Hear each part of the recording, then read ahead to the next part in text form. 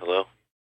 Oh, hi, yeah, this is, that negative thought you've been having, and I just can't let you try and change yourself without a fight, so, go ahead and just turn the show off, okay? And, yeah, everything's still fine. This is Blindsight with your host, Bill Lundgren, an AINC original podcast. You serious? We're not holding back truth. We're here to help you heal and become the best you possible. Here's the chair, here's the pillow, here's Bill.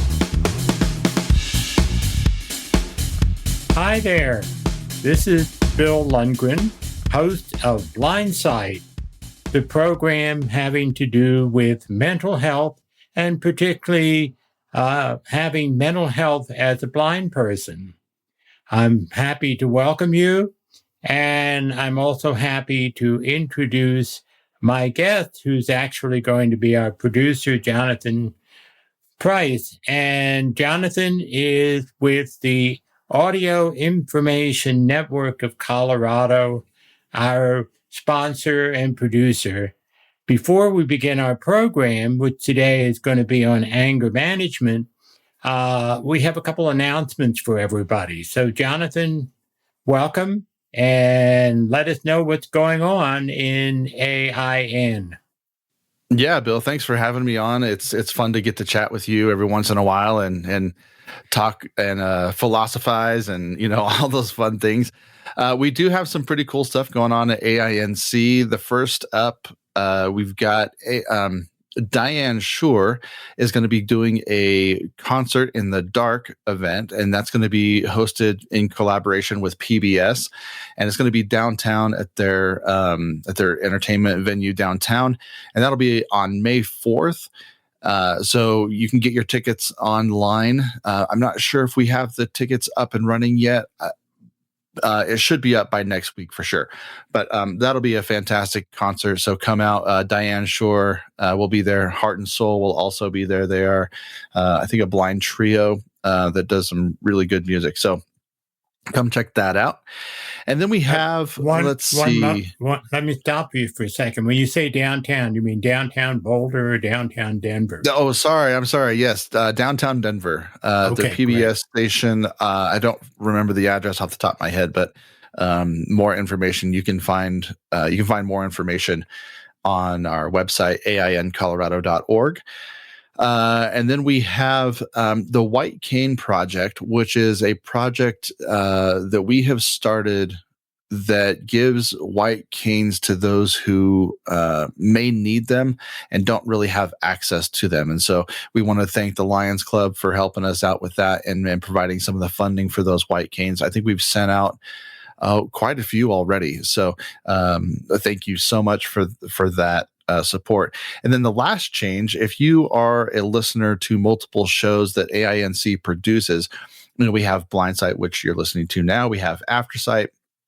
We have Blind Level Tech, and we have a new show. It was Topic of the Month, but it's getting a rebrand called Navigating Life with Vision Loss. So if you're looking for Topic of the Month and you can't find it, just look under Navigating Life with Vision Loss. It'll still take you to the same link and same page, but just know that the name has been changed, and we just wanted to make it more accessible and more friendly for people to find. So that's it. All right, Bill.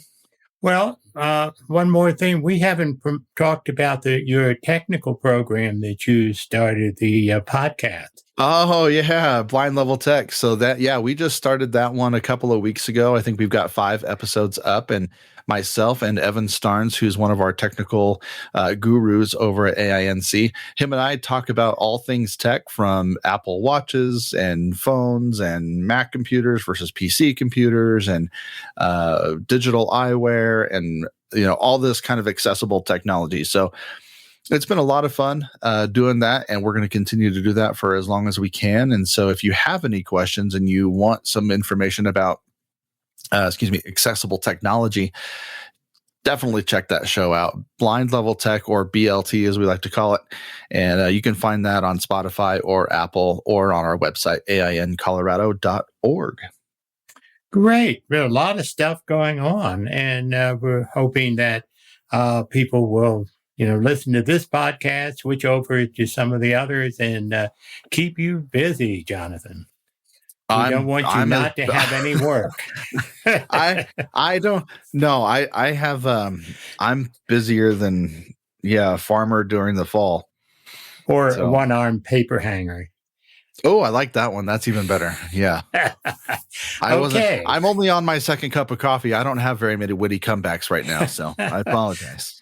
I'm one cup ahead of you. All right. Now, what we want to talk about today is anger management.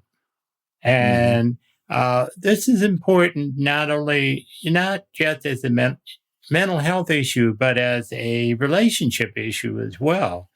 And so Jonathan was kind enough to say, okay, Bill, you talk about it. So, Jonathan, do you have any question you want me to start with? Because this subject is actually far broader than, the half hour or even an hour segment, but let's go for it. Yeah, I think when we talk about anger, first and foremost, and I know you'll join me in telling people this, anger in and of itself is not a bad emotion. It's a emotion in and of itself that can be treated with either hostility or grace. And when I think about anger, I think about it as just being a thing, similar to a chair in the dining room, that it is just something that is there. And it's what you do with that anger that can cause either a lot of harm or it can be developed and harnessed and to be used for something good. So I want to put that stereotypical thought that a lot of people have about anger out of people's minds. Anger is just an emotion that we tend to have, and it's one of the core emotions that we have. What do you think about that? I couldn't agree with you more, but I would add some additional material for that. I think one of the things we have to understand is that animals and humans survive because they're able to access what they call fight or flight responses. Now, that's just two options. And with humans, it certainly anger came to fit into the fight. And it also, because of that, it becomes a little cumbersome because that can't be the only alternative, fight or flight. We have to do nuances. And anger also, when I work with clients, well, Jonathan, you know people who are all intellect. They wouldn't have an emotion if they fell over it. Right. Yes. And then there are people who are all emotion and have very little logic associated with it. They're all over the place.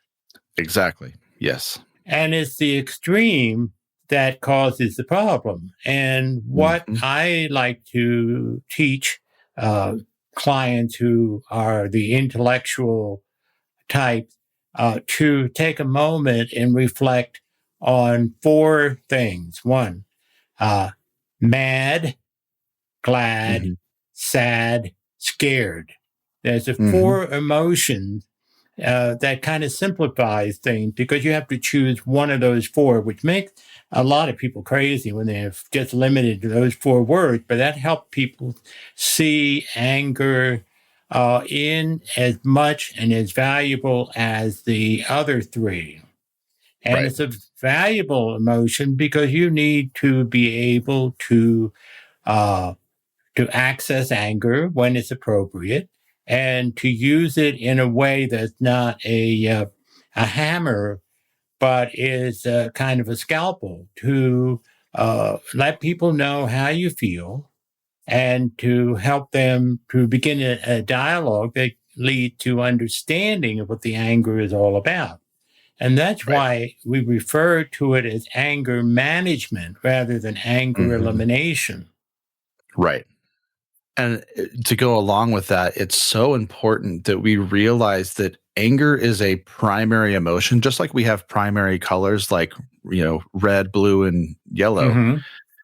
When we have those four primary emotions, we have to understand that there are subsets, and anger is on a spectrum. You may say that you're angry, but you may be disillusioned when you dive down a little bit further. And we can talk more about how to dive down and figure that all that stuff out later.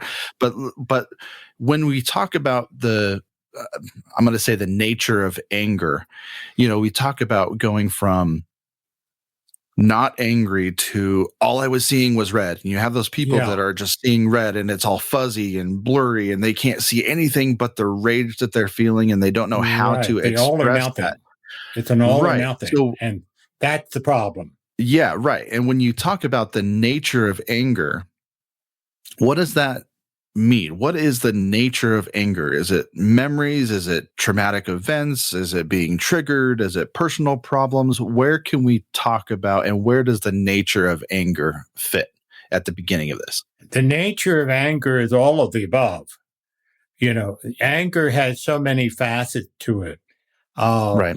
I want to, I'll tell you about a reminder that I had a long time ago. A friend of mine came over for dinner and I was cleaning up. We were in the kitchen and we were talking, I think, about family.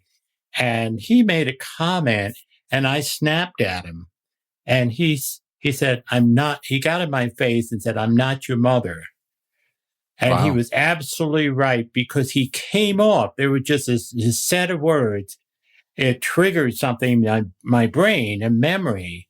And I reacted to it just like, I was talking to my mother in a particularly tense situation. And this is what happened to us.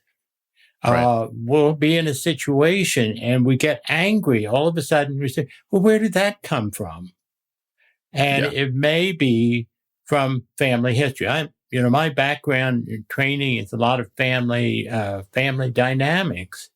And I find if you grew up in an angry household, that's the only mode that you knew.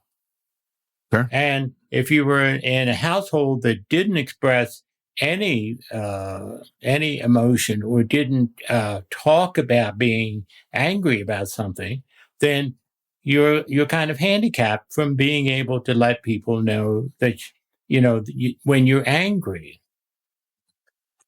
You bring up the expression of anger.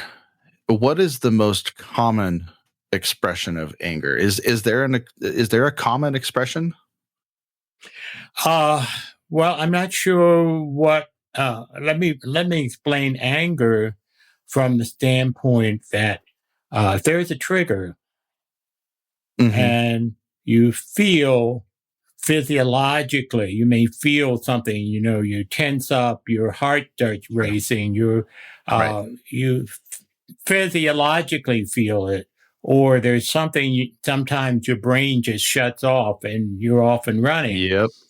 And that's what you need to pay attention to, because that's the cue. When you have that trigger, or when your body starts to react, or your fist clench, that's when you have to step back from the situation and take some time, take a deep, deep breath before you respond. Otherwise, you're just going strictly from emotion. And you notice I talk about think, which means logic and emotions have to work together. That's where we run into trouble. We have one or the other, but the two work together to help you modulate your anger, allow you to think about what you're doing, and then say, wait a minute, what am I angry about? What is it? Like in the case of my friend, is it a memory was triggered? Or is this something that, let's say, a social justice issue where I have every right to express anger? And in fact, it's important for me to let the politicians and people know that there's a group of people who are very angry at a situation, and sometimes they only respond when they hear yelling. And so, okay, that's a tool. That's a tool. That's when it's appropriate. But when you're talking to your partner and you start yelling, your partner is going to shut down. Yep. And so that's overkill. And that's when we have to learn to look at anger as a continuum. You start very calmly. If you don't get any response, especially with kids, sometimes you don't want to yell at a kid, but some children don't hear. Mm-hmm. And you say, wait a minute. You talk calmly, you're ignored. And then you have to say, Jonathan, you're crossing the line. And right. Say, yes. Whoops. Yep. That's exactly right. It's interesting. People use such a variety, both consciously and unconsciously, different processes to deal with anger. I want to take a little bit of a step back. And Can you describe just an overarching process of the anger emotion from the time you get something that triggers you into an angry feeling to the end, and then we'll dive more into what some of those specific things look like. Okay. Well, there's one theory in terms of we're talking about the fight or flight, which is a trigger. Something has triggered you. And then it is a brain process where the brain may say there's danger, and what happens to defend it is to raise the level. That is, your body tenses up, your body's ready to fight. Mm-hmm. And then it may come to a point where your brain turns off and you just, the growl and so forth. And then if the anger is expressed, or if you control it, there's that moment when the volume starts to go down, but you may end up at the end maybe depressed because you let this barrage out and you hurt the other person. And this is a good time to learn from what happened, but most people don't. They just get, they beat themselves up and they say, oh, I shouldn't, and they don't get anything from it. The other person who was the object of the anger may have that anger, him or herself, and maybe retaliate, and so the thing goes back and forth up the ladder again, or they may walk away or whatever. But that's kind of the process. More and more anger is not controlled until you get control of it or ventilate it. Then, it comes down, but the injury may have occurred. So what I'm hearing you say is that there's really three kind of approaches, which is one I heard was expressing the anger, suppressing the anger, and then kind of calming the anger. Is that accurate? Well, it's expressing it's getting angry, and then maybe expressing it, or your brain, if your brain is still operating, be able to make a decision. Do I turn down the volume? Do I absorb it and don't express it and walk away? In which case, I've stored that anger and it's going to come out later. Or I express it in a positive way, or in a very negative, blasting way. Right. Yes. And then after that's happened, then comes that kind of reflection part, and maybe even the depression part afterwards, depending on what you did. You said something interesting about, when you express that anger, it's are you going to blow up, or are you going to be calm and logically reactive to it? And I think there's a very good word to put on that action, and it's just being assertive.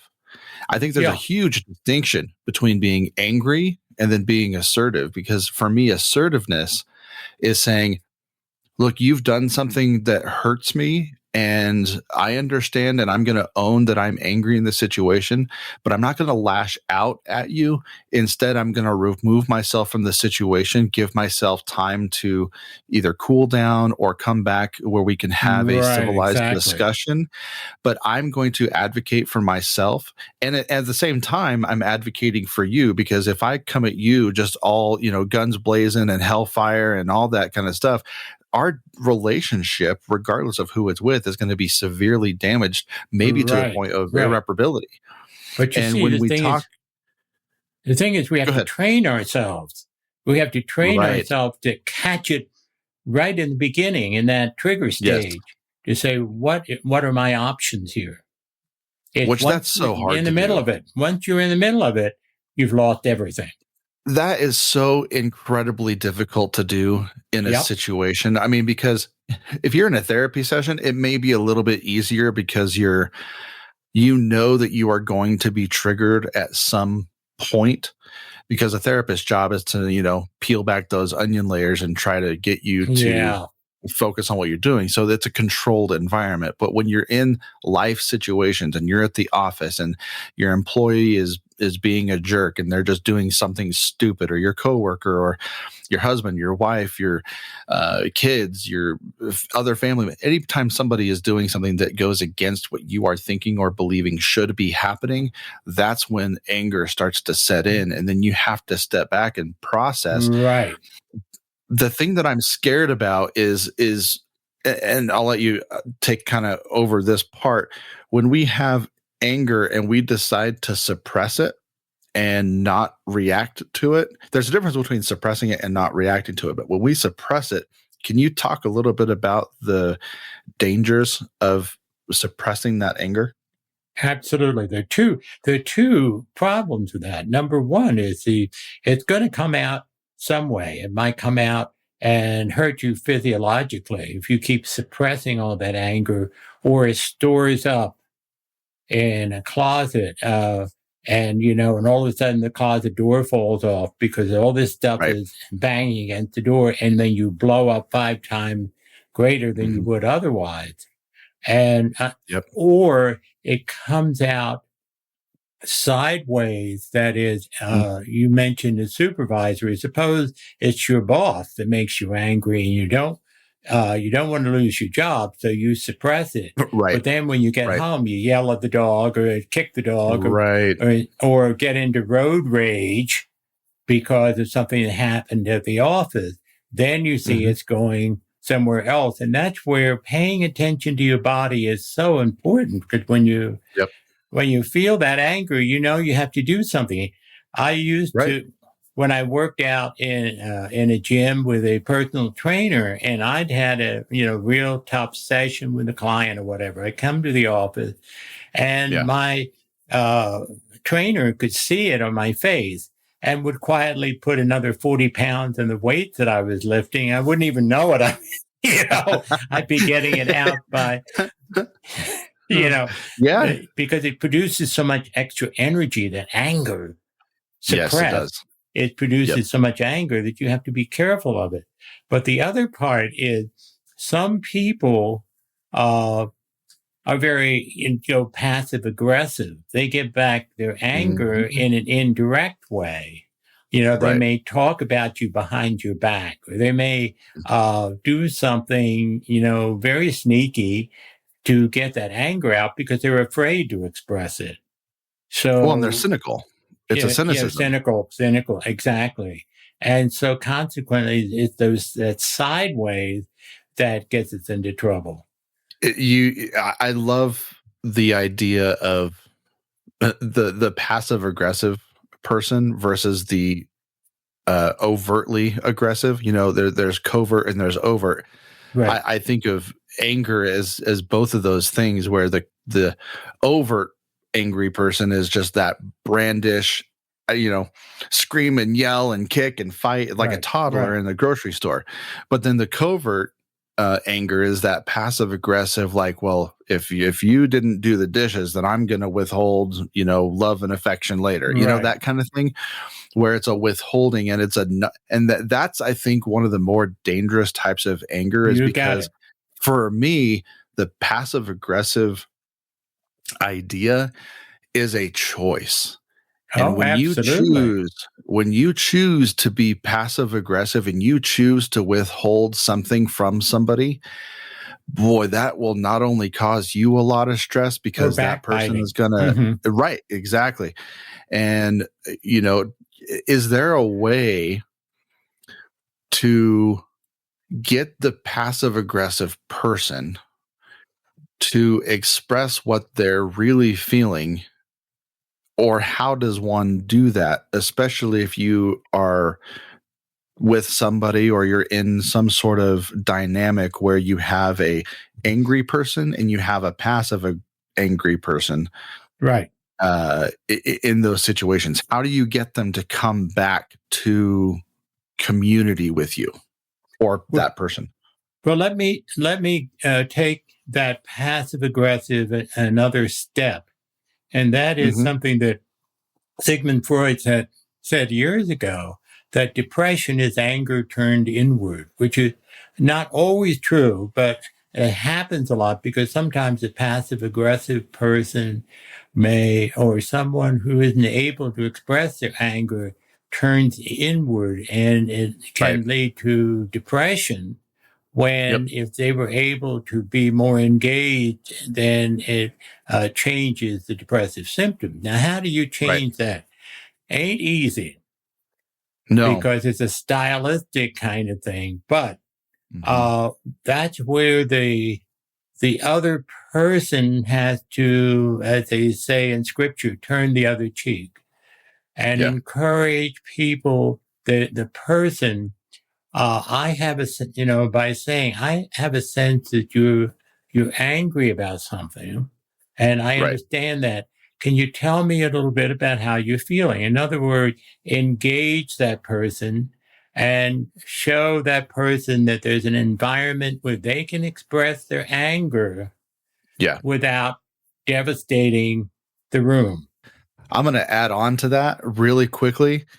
If you are the person who is getting somebody to express that anger or their feelings, and I know, Bill, you'll back me up on this, do not do anything. Don't solve the problem.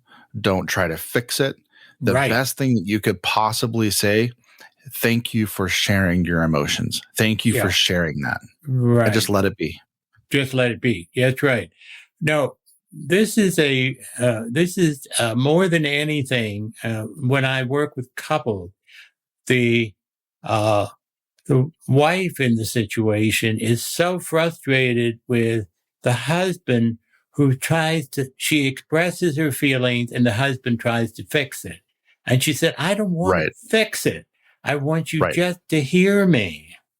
And it tends to be, this is a generality, but in many cases, the other thing that I think is important for us to recognize is still true, that the one who explodes in a heterosexual coupleship, the one who explodes is generally the male. And the reason being that men are not allowed to cry, not allowed to show emotions that tend to be attributed to females. The only thing they have is violence, anger.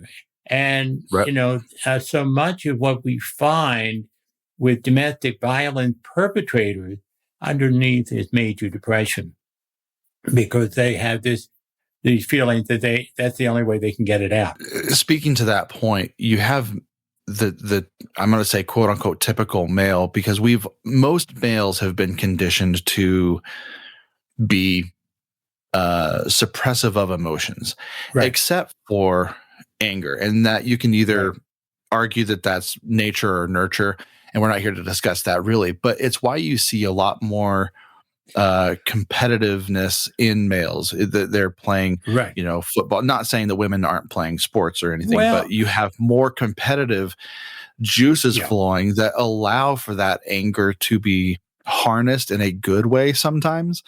In a good way, where they're playing football and doing those, and the hunting and providing, and that it's that burst of testosterone and burst of adrenaline that gives way to anger, that if it's not harnessed correctly, can be shown and demonstrated in a very, very unhealthy way. Well, the thing that you find in corporate settings, if a woman expresses anger yes, in the way that we're used to, they call her names. But if a male coworker expresses the same emotion, they just take it, that's normal. Right. And that kind of dichotomy that's created around expressing anger. And so women often have to use the passive aggressive or the less overt ways of expressing anger, because otherwise, they're going to be jumped on. Right. Yeah. Yep. So that leads me to my next question. We've talked about the overt anger, the lashing out, the I see red anger side of it, the physical anger. But then we've also talked a little bit about the passive aggressive nature. What are some of the best ways to manage anger? What are some tips and tricks that we can use to kind of not mitigate the anger, but give credence to the anger and display it in a healthy way? Well, I think it's a two-way street. One is the person we're talking to has to be receptive, and the person who's feeling that anger has to be able to take the risk to express it. And one of the things we haven't mentioned, I just want to throw in, as a blind person,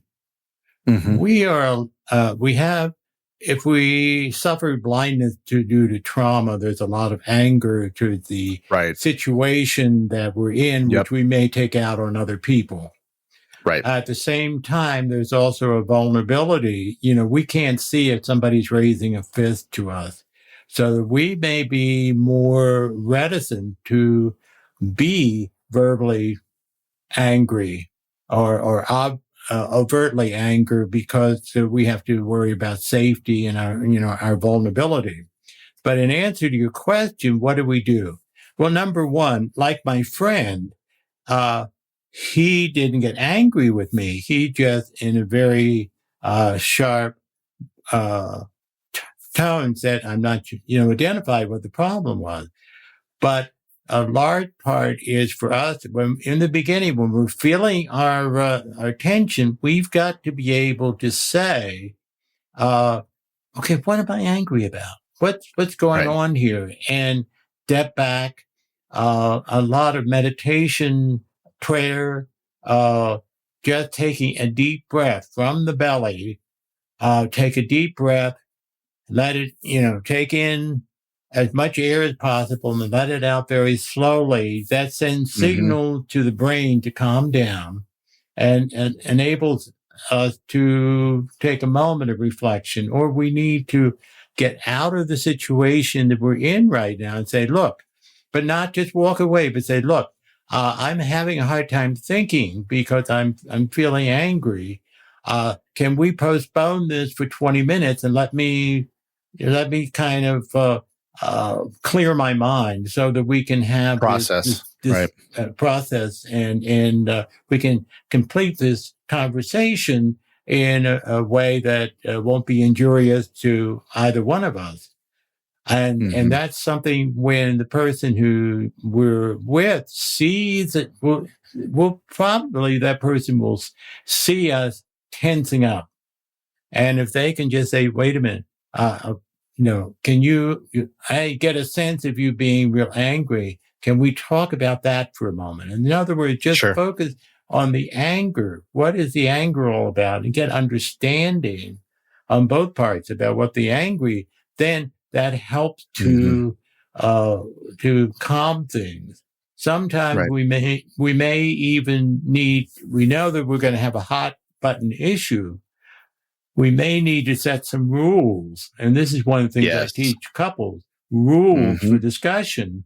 And one of the things is give an escape clause, how you let the other know that you're going to having a hard time talking about this, so that as soon as the temperature goes up, they can stop and go do dishes or something like that, and then come back to the situation. Physical exercise. And in couples, yeah. Oh, physical, yeah. In couples, real quick, and this is more relationally with not just couples, but it can be with anybody who you're in relationship with, coworker or whatever. Right. But it's also good to, when you're going to go into one of those heated arguments, or you're going to go into a difficult topic of discussion, to identify what your goal is first. So that way, if you say, okay, honey, for instance, if my wife and I are going to talk about a difficult situation with the kids, the ultimate goal is the best outcome for the kids, and the goal is the kid, not necessarily what he says or she says or I say or anything of that. But it's really identifying that goal and making sure that you're still on the same team to work toward an outcome, instead of saying, well, I'm right and you're wrong and that's it. Right. You know? And I don't want us to get into this situation where we're saying, okay, look, this is what's best for this situation, and I'm not going to listen to you. And now we're just both angry. I'm just angry, and yada yada yada. But you see, one of the fun concepts for a couple, for any two people who are talking about difficult issues, is to when somebody, either one, starts to go off on a different tangent, we say that's different from our goal. We say, wait a minute, let's put that one on the parking lot. Yeah, and we'll get back to that after we finish this. But in other words, the concept of parking lot. And at the end of your discussion, when the thing is resolved, then you can go and say, hey, this is in the parking lot. Do we want to talk about it now? Do we want to wait later? But as you exactly say, here's the goal. Here's what we have to resolve. And as soon as, last week you did such and such. No, wait a minute. That's a parking lot issue. Let's prove that. And let's keep on what's going on right now. Right. So you have to, in other words, coming back to what I said originally, we've got to use our intellect as well as our emotion to tailor each together and come up with the kind of solution or resolve what it is that we need to resolve by using both instead of one or the other. Yeah, you were getting ready to say something about physical activity. What kind of physical activity would be good for expressing anger? Is it good to go pound really heavy weights for a while, or are there some other techniques like yoga? Well, whatever works for people, and maybe just taking a walk around the block, or doing dishes, or is a lot of. Men don't often realize that putting laundry in the washer is hard work. So right? It is, yeah. Anything that kind of discharges. The important thing is you want to discharge the anger in some way or another, but you want to do it in a way that isn't harmful to yourself or others. Right. And for me, I know for me personally, you brought up laundry. One of the best things that I can do to dispel anger or displace it or to process it is when I'm doing something with my hands, whether I'm actually folding laundry or I'm doing the dishes or I'm working with my hands in making knives or if I'm whatever. What you're doing is, whether you're aware of it or not, your brain is processing what just went on while you're doing the activity of folding and hopefully coming up with a way to present or deal with the situation. Because the other part, which I haven't mentioned, isn't physical, but for intellectually to say, is this really important? Or, I'm getting all bent out of shape. What's going on here? To kind of take the intellect, to kind of take apart what the feelings are, so that I can come back to it with more clarity. Right, it's a pattern blocker. That discharges the anger, because I was making a mountain out of a molehill, which means I don't have to do that anymore. I can give that up. Or I say, I see this as having no resolution. And I don't like it, but I can accept that's where it is. And I'm going to let it go. You really say to yourself, I'm going to let it go. It's interesting that it all tends to start with the question, why? Why am I angry? Exactly. And it begins with us because we can't really change the other person. We can, if the other person is angry, we can ask the person some questions to get them to elaborate what is, getting their goat. Right. But if they don't want to go there, we don't have much control. Then we have to take ourselves out of the situation. And in a future program, we're going to talk about forgiveness. And forgiveness is not forgetting, but it is a genuine thing that we have to do to deal with our anger towards someone else and say, okay, I forgive this person, or I don't have to get caught up in this turmoil. I don't have to give it that energy. And that's a conscious decision on our part when we're in a place to think about it and not, some people think if I don't let people, get angry with people, they'll think I'm a patsy. And it's not that.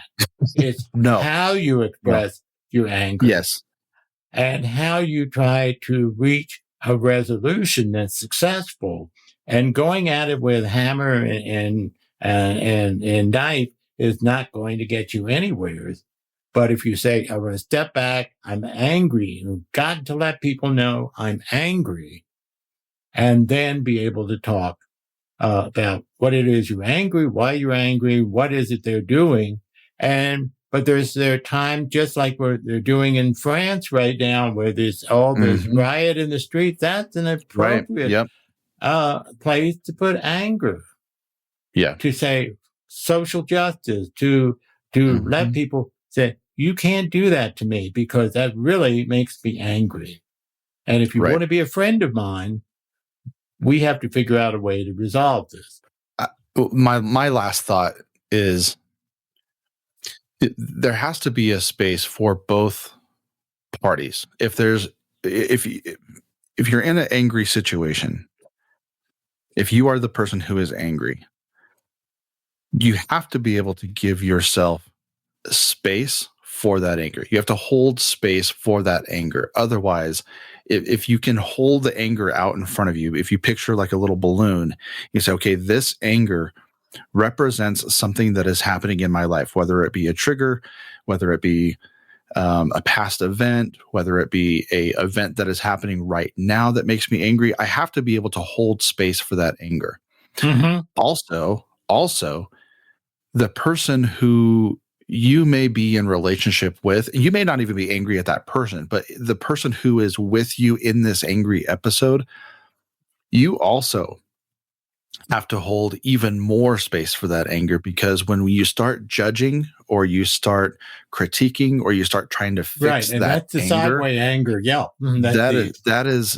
That will either do one of two things. One, it will trigger that person to never come to you again with that anger, or it'll say, I'm not going to do this, and we're not going to engage in this anger, and it's not going to make them trust you because you're just trying to fix them. And so I've done this so many times where, as a guy, I just want to go in and fix things, and it's just an instinct. It's a natural thing to see a problem, and it takes so much effort and so much work for me to back up and say, okay, I'm going to hold space for your anger, and you get to say anything and everything you want, and the only thing that I can say is thank you for sharing that with me. Right. There's also, don't forget, if you have anger problems, that's what a mental health counselor is there for, to help you work with that. The other piece is, if the other person can be open and supportive of you and understand that the anger is not who you are, but that this is the way you operate. And then when things calm down, to go back to not to what the issue was, but say, I noticed this happen. Is there something, not to fix it, but is there something that'd be helpful to to you for me to do to help you relieve that and not reach the stormy part. In other words, to be a helper rather than a provoker. And that requires, when things calm down, to talk about the situation, not the situation that caused it, but in how the thing played out. And that was what happened with my friend. We talked about it, and I retrieved some memories for him. And he was also a therapist, and you don't have fights with the therapist friend, right? because you have to process it all. But it worked. Yep. Yeah, and he held space for you. And he held space for that anger and allowed you to process the way you needed to. And, we could talk about anger all day long, and we can talk about the psychology of anger. And there's so much that we can get into, because we didn't even talk about, where anger gets stored in the body, or the psychology of anger, or like any of that kind of stuff. And so I think it's important to also remember, and we'll dive into more of this in another show, but we talked briefly about the main cause of anger. Was it something that is triggered? But even more, going back when you are in a calm state of mind and saying, I wasn't really angry. I felt displaced. I felt unloved. I felt worried. I felt anxious. Getting back to those deeper layers. Yeah, but you see, I disagree with what you're saying. Those are the kinds of things will generate anger in other people, and we have to recognize what's going on here. I don't feel heard, and to be able to say to the other person, "Look, I need to feel heard." And that part of, again, you ask about resolving. If we're able to identify what the issue is that we're having, then we can get to the bottom of the anger, and both parties can be watchful that even say, wait a minute, I just heard myself say something that may have caused you to feel like I'm not hearing you. And then the other person can breathe a sigh of relief in knowing that it's a safe place, because safety is really the major thing, fight or flight. We want people that we have a disagreement with to feel safe, to hear what we're saying, and to know that they're not being judged. We're having a discussion, and sometimes we have to even train ourselves before we begin. This is how I want us to operate. And, we'll screw up periodically, but as long as we're making a good effort, the other person will appreciate and can turn down the volume. And if the calm doesn't help, then you may have to turn up the volume a little bit and a little bit. But, don't start from 0 and go to 150 miles an hour. You have to do a gradual kind of thing to see what level the other person hears us. Then result. Then we get it out of our system. They get it out of our system, and we move on from there. Yeah, this isn't a Ferrari. This is a Buick LeSabre. Yeah, and it's also, there may be some people that we just have to avoid too. That's the other piece. Every time I'm with so-and-so, we get into a political argument, and we yell and scream at each other. I'm not going to go there anymore. Or we avoid the subject. We say, we agree that we're not going to talk politics in this house, or we're not going to talk about this, that, or the other. And families do it, and that's fine. That's a decision that they make. That's not for me to say it's wrong. It's, we say, okay, we make certain decisions that we can't seem to resolve things that make us angry. Right. So if we're going to have our friendship, we're going to agree that this is not what we do. Right. I agree. Yep. It's all about that pattern inhibitor and being able to to have good communication. with everybody and have healthy discussion. Healthy discussion, absolutely. And being able to not get into personality or sarcasm or all the indirect ways that we can really sabotage what we're doing. Mm-hmm. So, Bill, what would you like to challenge people with this week? I know you like to give out assignments. What's our assignment this week? Well, the assignment is for us we're going to get into discussions with people, or we're going to listen to a radio station and get all bent out of shape. Pay attention to our bodies when that happens. Yes. The first thing is for us to identify how we're feeling, and then we can operate with that. If we're angry about, for example, we're working through, we have some anger about being blind, then be careful that we don't express that anger shotgun fashion to everybody who's around us, and process, okay, what does it mean to me that I've lost my vision? And, how do I accommodate myself? How do I face the realities that this is true? And who do I need to help us engage in that process? And just it's what we call observing with a third eye. That is, we're observing ourselves, observing our bodies, listen to what we're saying to people, and to understand that this is a part of who we are, and is this the part that we want to have? Or do we need to change something so we don't go off like that? Oh, I can't wait to do a show on the third eye and the higher level of conscious, man. That's going to be awesome. Be fun to do, yeah. Mm-hmm. Absolutely. But it really is, it's important, I think, for us to be observant. And I don't do it all the time. I'm a therapist who believes in do as I say, not as I do. That's like the old adage that a nurse is the worst patient. Right. Exactly. It's a matter of just being more conscious of what we're doing and what we're feeling. Okay. You've just been listening to Blindsight, a product of the Audio Information Network of Colorado. I'm your host, Bill Lundgren, signing off with my guest and producer, Jonathan Price. Till next time.